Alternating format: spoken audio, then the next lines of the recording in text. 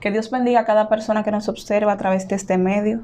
Para nosotros es un grato honor y placer compartir la palabra del Señor con usted en este momento. En nuestro capítulo anterior de nuestra serie escatológica El orden de los tiempos, estuvimos observando las señales proféticas que el Señor Jesús nos dio en el Evangelio de Mateo capítulo 24, señales que sirven para alertar al mundo acerca del tiempo en el que estamos viviendo. Pero en este capítulo 2 de nuestra serie vamos a dar un enfoque más interno a lo que son las estructuras o los aspectos, las condiciones de la iglesia para estos últimos tiempos. Estas condiciones que el Señor nos dio en el libro de Apocalipsis nos sirven como señales y podemos entender cómo se desarrolla el escenario profético, pero ya de manera interna dentro de las iglesias. Amén. De inmediato, para dar inicio, vamos a leer el libro de Apocalipsis, capítulo 1, versículo 1 en adelante. Amén. Libros de Apocalipsis, capítulo 1, versículo 1 en adelante. Estaremos leyendo para honrar al Padre, al Hijo y al Espíritu Santo. Amén. La revelación de Jesucristo que Dios le dio para manifestar a sus siervos las cosas que deben suceder pronto, y la declaró enviándola por medio de su ángel a su siervo Juan. Amén. Padre, gracias, Dios mío, gracias Jesús, gracias Espíritu Santo. Te damos toda gloria y honra en esta hora especial, Señor. Te pedimos que tomes dominio y control, Señor. Padre, que todo lo que se imparta a través de tu palabra, Señor, sea para bendición de todo aquel que escucha, de todo aquel que ve, Señor. Que tu palabra sea glorificada a través de tu Santo Espíritu, para la gloria y honra de tu nombre. Bendice, Señor, a cada persona, Dios mío, en el nombre de Jesús. Amén. Amén. Amén. Y antes de entrar a considerar los aspectos o las condiciones de la iglesia, vamos a hacer un recuento o vamos a dar una introducción general acerca de este libro, Apocalipsis. Un libro bastante especial, amén, por diferentes aspectos. Lo primero que tenemos que enfatizar es que la palabra Apocalipsis viene del griego apocalypsis, que significa literalmente revelar, quitar el velo, descubrir, quitar la cubierta. Esta palabra apocalipsis es utilizada 18 veces en el Nuevo Testamento y la primera vez que se utiliza en el Evangelio de Lucas, en el capítulo 2, versículo 32. En este capítulo nosotros observamos cómo el Señor Jesús es presentado en el templo y cómo aquel hombre llamado Simeón atesoraba una palabra profética que Dios le había entregado, y era que no iba a morir, no iba a partir de la tierra hasta que no viera el cumplimiento de la salvación a Israel, que no iba a morir hasta que no viera precisamente al Mesías. Amén. Y por esto, cuando el niño le es traído a Simeón, cuando él le ve, él utiliza la palabra apocalipsis cuando dice que el Señor Jesucristo iba a ser luz y revelación, o sea, apocalipsis para los gentiles y gloria del pueblo de Israel. Con esta palabra, Simeón constata dos aspectos de la obra redentora de nuestro Señor Jesucristo. La revelación a los gentiles, o sea, la inclusión de los gentiles en el plan de redención, y la luz para el pueblo de Israel, porque era una profecía que el pueblo que andaba en tinieblas, como dijo el profeta Isaías, vio gran luz. Amén. Y esto es lo que significa la palabra apocalipsis. Revelación. Revelación. Amén. Amén. Lo segundo que tenemos que enfatizar con el libro de Apocalipsis es que Apocalipsis promete una bendición especial a aquellos a quienes lo lean. Amén, así es. El versículo 3 de Apocalipsis. Amén. Gloria a Dios. Dice, vamos a leerla allí en la Sagrada Escritura. Dice, bienaventurado el que lee y los que oyen las palabras de esta profecía y guardan las cosas en ellas escritas, porque el tiempo está cerca. Amén. Muy especial esta palabra, porque dice que bienaventurado Así es. los que leen Y los que escuchan y guardan las palabras de este libro. Gloria a Dios. Y cuando nosotros observamos la palabra bienaventurado, sabemos que es una persona que goza de una felicidad plena otorgada por Dios. Así es, gloria O sea, a este es Dios. un libro que al creyente, a todo el mundo, le da esperanza. Así es. Amén. Gloria a Dios. Y otro aspecto que debemos de recalcar de este libro de Apocalipsis es también la secuencia de transmisión, que es cuádruple. ¿Por qué? Porque en el versículo 1 dice explícitamente que este libro se le fue dado a Juan y que este libro es la revelación de Jesucristo que el Padre le dio. Así es. Pero en el versículo 7 observamos cómo se hace mención acerca de los 7 Espíritus de Dios. Amén. Que son las 7 manifestaciones del Espíritu Santo que nos dice el libro de Isaías, capítulo 11. Y esto expresa la veracidad de la palabra de Dios. Amén. Porque ahí se connota que está operando la Santa Trinidad. Amén. Algo bastante importante de definir. Hubo una transferencia del Padre hacia Jesucristo, de Jesucristo a través de su ángel, mandó esta información a Juan, quien recibe la revelación a través del ángel. Pero ya en el versículo 7, como mencionas, amada, ya vemos la manifestación del Espíritu Santo aquí. O sea, la Santa Trinidad operando en este momento también, como Amén. en todos los momentos. Alabado sea el nombre de nuestro Señor Jesucristo. Amén. Y es especial porque la misma palabra dice que toda la escritura es inspirada por Dios. Amén. Y es alta. Pero el hecho de que se hace este énfasis en la salutación de este libro, vale la pena realmente recalcarlo, porque es muy especial. Amén. Y como dijimos, este libro fue escrito o fue otorgado por medio del ángel a Juan, el cual estaba preso en la isla de Patmos. El apóstol Juan escribió este libro alrededor del año 95 después de Cristo. Ustedes saben que la isla de Patmos se encontraba básicamente cerca de Grecia.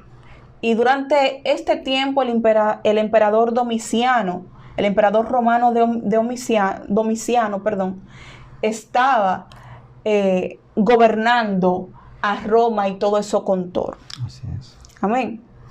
Y tenemos que recalcar además los propósitos del libro de Apocalipsis. El propósito número 1 es revelar la identidad plena de Cristo. Ningún otro libro de la Biblia muestra al Señor Jesucristo en su estado actual como lo muestra el libro de Apocalipsis. Y es que este libro nos muestra un cuadro pleno de la naturaleza de nuestro Señor Jesucristo. Por ejemplo, en el versículo 5, vamos a leerlo. El versículo 5 del capítulo 1. Amén. Dice: y de Jesucristo, el testigo fiel, el primogénito de los muertos, el soberano de los reyes de la tierra, al que nos amó y nos lavó de nuestros pecados con su sangre. Amén. Amén. Es algo muy especial porque observemos los 3 títulos que le da el Señor. Amén. Aquí en este libro. Le dice que Él es el testigo fiel. Él nos muestra, nos revela todo lo que necesitamos saber acerca del Padre. Todo es revelado a través de Él. Él es el testigo del Padre. Por eso dice la palabra que en Él habita corporalmente la plenitud de la deidad. Y también Hebreos capítulo 1 que nos dice que Él es la imagen misma de su sustancia. Y también el apóstol Pablo hablando nos dice que a Dios nadie le ha visto, sino el Hijo, porque Él habita en luz inaccesible, que solamente el Hijo le ha visto, como también el Señor Así Jesucristo le dijo a Felipe, no sabéis que el que me ha visto a mí ha visto al Padre, porque Él es la revelación de aquel Dios invisible. Él es el testigo fiel. Amén. Amén. Luego lo llama el primogénito de los muertos. ¿Por qué? Porque Jesucristo es la primicia de lo que han resucitado en un cuerpo incorruptible. Si nosotros analizamos, muchas personas fueron resucitadas. En el Antiguo Testamento, por ejemplo, Eliseo resucitó al hijo de la tsunamita. Así es. Hubo un muerto que cuando tocó los huesos de Eliseo, también recibió vida. El mismo Señor Jesucristo hizo muchos milagros de resurrección en su ministerio, como a Lázaro. Quizá mucha gente se preguntaría el por qué se le llama primogénito de entre los muertos, ya Amén. habiendo el Señor resucitado anteriormente a más personas. Y es por esto, por la condición, porque ellos realmente resucitaron, volvieron a la vida, pero ninguno de ellos resucitó en un cuerpo glorificado. Amén. Esa es la diferencia. Exactamente. Que nuestro Señor Jesucristo resucitó en un cuerpo incorruptible. Por ejemplo, Lázaro tenía 4 días de muerto. Resucitó, volvió a la vida, pero volvió a morir otra vez. Así es. O sea que la diferencia está en que nuestro Señor Jesucristo resucitó, pero en un cuerpo glorificado. Amén. Algo impactante. Y especial, y porque especial. tiene toda autoridad sobre la muerte. Así Por es. eso dice el apóstol Pablo que su vida fue la muerte en victoria. Gloria a y le Dios. dice, ¿dónde está muerte tu aguijón? ¿Dónde está sepulcro Tu victoria? Así y es por esto, porque la tumba no le pudo retener. Por eso Gloria Él a es Jesús. la primicia, el primogénito de los muertos. Jesucristo fue el primero que llevó un hombre al cielo. Gloria a Jesús. ¿Por qué? Porque dice la palabra que aquel verbo se hizo carne. Y bien explícito lo dice en Filipenses capítulo 2 también, que habla la palabra allí, que Él tomó la semejanza de cuerpo, de carne. También Hebreos capítulo 2 nos dice que si los hijos gustaron de carne y sangre, Él también tenía que gustar de carne y sangre, Gloria a Jesús. refiriéndose a su encarnación. Bendito sea el Señor. Por eso Él es el primogénito de los muertos. Él es la primicia de todos los que vamos a resucitar Amén. en los tiempos postreros. Amén.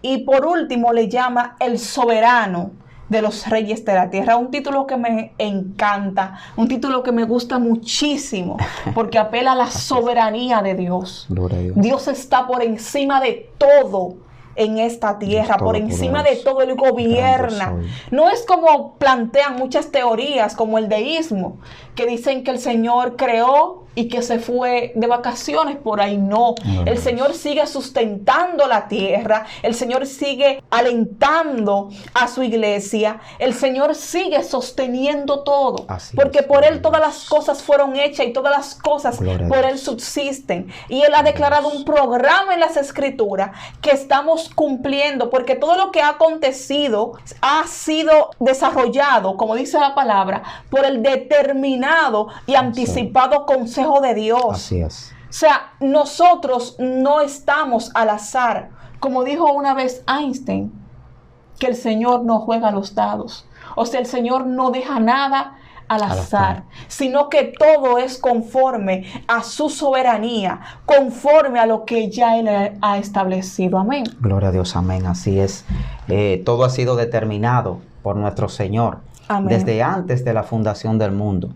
Amén. Gloria a Dios. Está todo esquematizado en el esquema de Dios, como dice San Juan capítulo 1.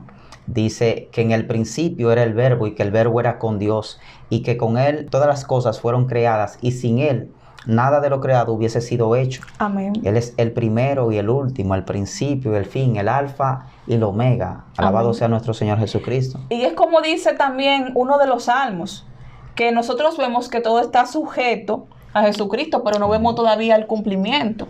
Gloria a Dios. Todavía no vemos que se le es sujeto, como dice este libro, Gloria como a dice el Jesús. Hebreos capítulo 2.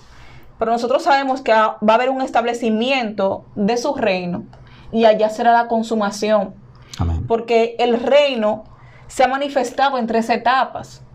Está la inauguración del reino, la continuación del reino y la consumación del reino que el Señor Jesucristo vino a establecer a esta tierra. Amén. Entonces, este título del soberano de los reyes de la tierra es un título que tiene un asidero presente, pero que también tendrá una incidencia futura, amén, extraordinaria cuando se consuma. Amén. Vendrá como Rey de Reyes y Señor de Señores, como el juez justo, sin relación con el pecado, como dice la palabra. Gloria a Jesús. Él es ya el Rey de Reyes y Señor de Señores. Amén. Y vendrá a implantar su gobierno sobre la tierra. Amén, así es. Vimos entonces el primer propósito del libro de Apocalipsis, que es revelar la identidad plena de Cristo. Hijos. Ahora vamos a tratar el segundo propósito del libro, que es revelar la obra de Cristo presente y futura. Amén. Nosotros sabemos que el libro de Apocalipsis nos muestra el rol que Cristo está desempeñando en este tiempo, porque lo muestra como sumo sacerdote intercediendo por su pueblo, lo muestra como intercesor y muestra también cómo la obra de redención de nuestro Señor Jesucristo sigue extendiéndose, además de revelar los acontecimientos proféticos del establecimiento del reino y el retorno de Cristo y la exterminación total del pecado, la muerte y del mal. Esto es lo que hace el libro de Apocalipsis, revelarnos la obra presente y futura de nuestro Señor Jesucristo. Porque sabemos que Él vino y murió en la cruz, y sabemos que ascendió y que está sentado a la diestra del Padre, como dice la palabra.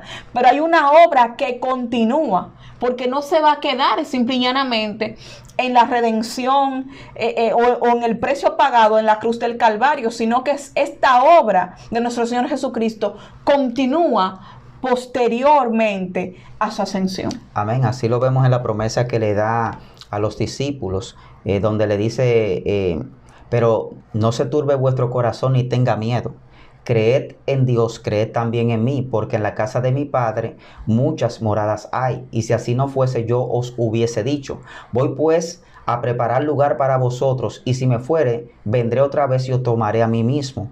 Él le dice esto a los discípulos, para que los discípulos entiendan que aunque Él se iba, Él todavía seguía obrando, y por eso le dice, yo me voy, pero le dejaré el Consolador, que estará con ustedes para siempre, que es el Espíritu Santo, a través del cual la iglesia puede hacer la obra del Señor, encomendado a través del Espíritu Santo, quien nos enseña todo lo escrito, todo lo que el Señor ya había hablado, quien nos los acuerda y nos ayuda a hacer la obra del Señor. Por eso le da la otra promesa a los discípulos en Hechos capítulo 1 versículo 8, donde el Señor le dice a los discípulos que aguarden en Jerusalén hasta que sean investidos del poder del Espíritu Santo de Dios. O sea que la iglesia no está sola. Jesús fue al Padre, pero la iglesia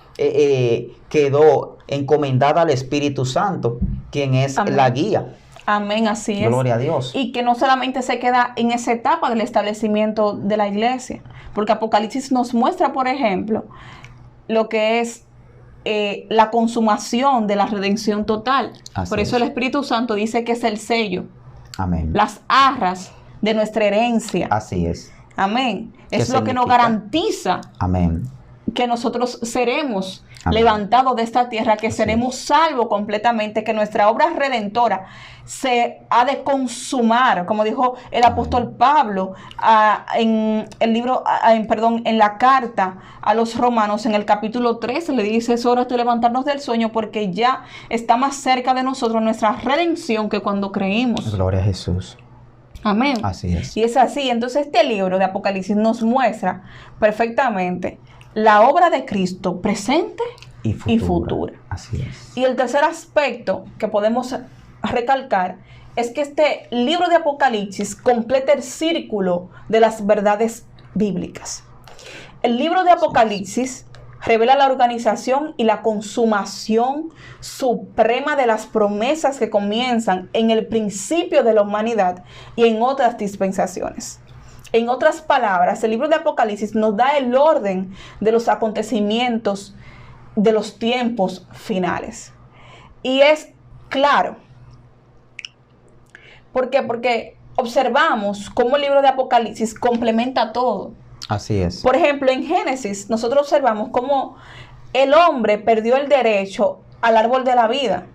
Pero aquí en Apocalipsis nos dice la palabra que este árbol se nos dará otra vez. Así es como la consumación de todas las profecías dadas por nuestro Dios a su pueblo, a nosotros. Alabado sea el nombre de Cristo, a la iglesia. Es la consumación de estos acontecimientos que habían sido profetizados. Amén. Y también, por ejemplo, otro ejemplo de Génesis, nos muestra cómo el pecado afectó a la raza humana, pero en Apocalipsis se nos muestra lo que es la consumación total del pecado.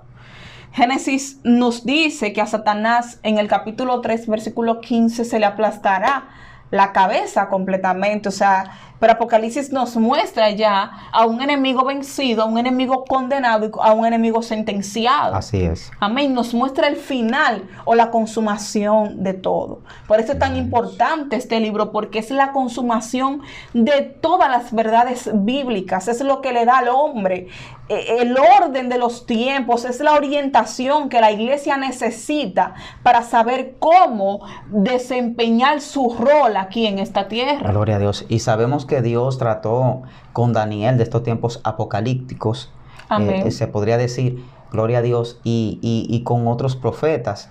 Pero vemos que Dios decide entregar esta revelación fresca al apóstol Juan como un sello de lo que ha de acontecer, para que la iglesia esté apercibida de los tiempos postreros. Amén. Bendito sea el nombre del Señor. Realmente es muy especial. Así es. Porque sin este libro, las personas no se saben ubicar. Imagínate que se hubiese cerrado el canon sin este libro. Hubiesen quedado los escritos de los apóstoles y ya. Hubiese quedado el libro de Daniel. Daniel tuvo un cumplimiento profético extraordinario, porque en el capítulo 2 observamos los imperios, tal cual. O sea, 720 años ya Daniel empezó el Señor le reveló cuál era el orden hasta que se manifestara Cristo. Le reveló, aparte de eso, también acerca de la semana número 70. Así es. Que es para tratar con el pueblo de Israel, precisamente, que es la semana de la gran tribulación. Pero Apocalipsis completa esa revelación, porque nos dice qué es lo que se va a manifestar durante esas 70 semanas. Es tremendo, sí, porque viene siendo como el sello, la confirmación y el seguimiento y la confirmación de todo lo que se ha tratado en las Sagradas Escrituras hasta el final, hasta el juicio final. El Señor Jesús le plantea, le revela al apóstol Juan, estos acontecimientos. Le muestra las cosas que son y las que serán, para que la iglesia tenga una visión más clara, más fresca de los tiempos postreros. Amén. Como decíamos hace un momento. Amén, así es. Y el cuarto propósito que podemos observar y último que vamos a mencionar en este momento es que este libro sirve para dar esperanza y alertar a la iglesia de su condición y el orden de los tiempos. Vamos a leer en el capítulo 1, del versículo 9 al 11. Amén. Capítulo 1, versículo 9 al 11. Amén. Yo, Juan, vuestro hermano y copartícipe vuestro en la tribulación, en el reino y en la paciencia de Jesucristo, estaba en la isla llamada Patmos, por causa de la palabra de Dios y el testimonio de Jesucristo. Yo estaba en el Espíritu en el día del Señor, y oí detrás de mí una gran voz como de trompeta, que decía: Yo soy el Alfa y el Omega, el principio y el último. Escribe en un libro lo que ves, y envíalo a las 7 iglesias que están en Asia: a Éfeso, Esmirna, Pérgamo, Tiatira, Sardis, Filadelfia y Laodicea. Amén. Amén. Por esto dijimos que el propósito de este libro es dar esperanza y alertar a la iglesia acerca de su condición y el orden de los tiempos. Porque el mismo Señor le dijo a Juan en estos versículos que tomara este escrito y que lo enviara hacia las 7 iglesias. Pero también le dice que escriba 7 cartas para las 7 iglesias que estaban ubicadas en Asia. Esto sirve para dar aliento a estas iglesias, para dar esperanza, para llevarle la corrección, para llevarle la exhortación de cómo ellas debían de manejarse, de cómo debían de actuar conforme a la voluntad de Dios. Es algo tremendo, porque esta revelación el apóstol Juan la recibe en la isla de Patmos, y quizás los apóstoles no sabían la dimensión en la cual se encontraban las iglesias. Amén. En estos momentos. O sea que cuando el Señor le da esta revelación al apóstol Juan para llevar a las iglesias, le está estableciendo también la condición de estas iglesias en esta revelación. Amén. Por eso es medio interesante hacerse la pregunta, ¿por qué a estas 7 iglesias? Si habían más iglesias. Correcto, gloria a Dios. Incluso hay más cartas en la Biblia que no tienen el nombre de estas iglesias. Por ejemplo, así es. Tesalónica no aparece nombrada en así estas es. 7 iglesias de Apocalipsis. Así es. Tampoco los Corintios, así que era una iglesia bastante... Gálatas.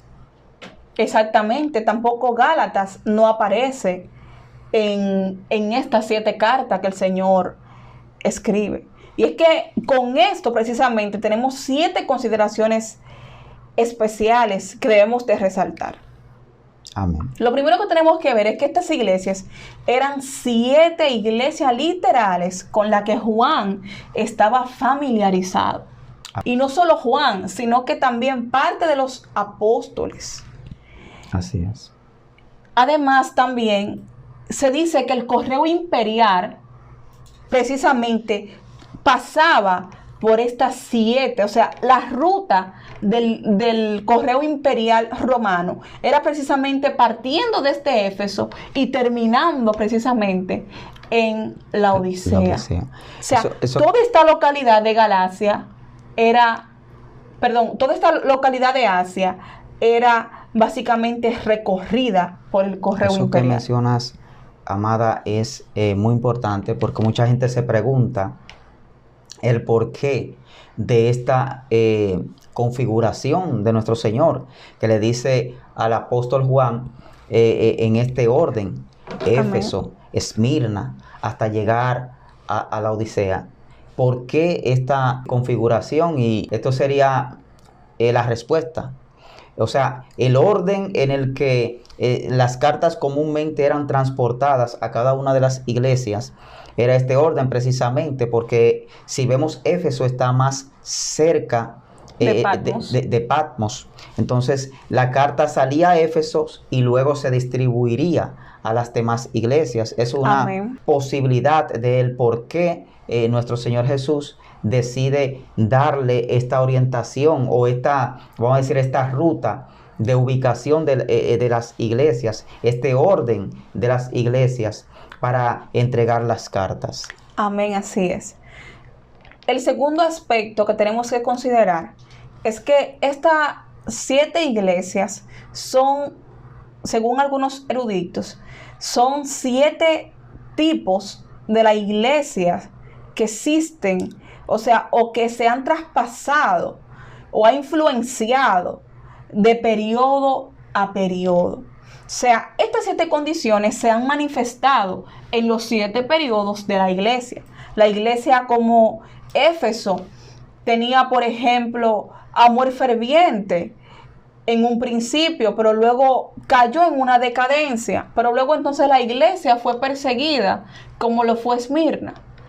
Y así sucesivamente, cada una de estas características predominantes se han cumplido a través de los 7 tiempos de la historia hasta nuestros días. Yo pienso incluso que es una representación de una iglesia en la actualidad. Una iglesia en la actualidad puede estar también en una condición de estas, de las 7 iglesias de Asia, al igual también que un creyente, un cristiano, puede estar en una de estas condiciones también. Amén. Yo también soy más partidaria de este punto de vista.